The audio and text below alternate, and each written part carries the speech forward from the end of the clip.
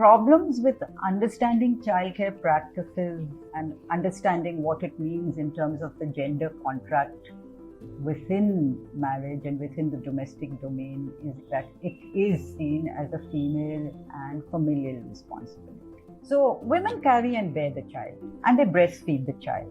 So this leads to the assumption and the practice that then naturally and logically it is the woman who will care for the infant and the growing child.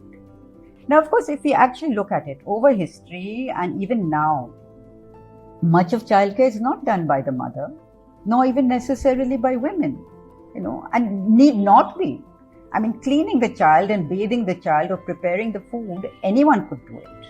With naturalization, what happens is that history, diversity, variations in practice, change are all written out.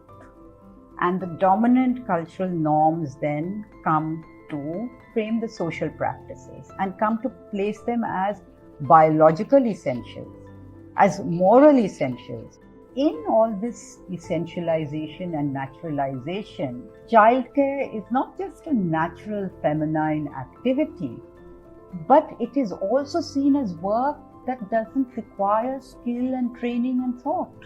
It makes it even more difficult to recognize the value and skills and diversity of childcare practices.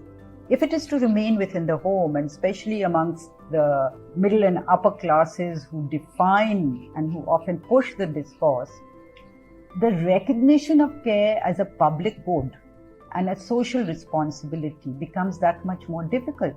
The labors involved, the work involved becomes that much more difficult.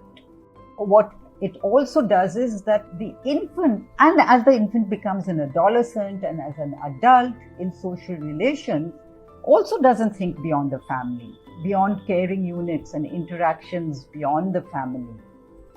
And they are the ones who fill positions within the state.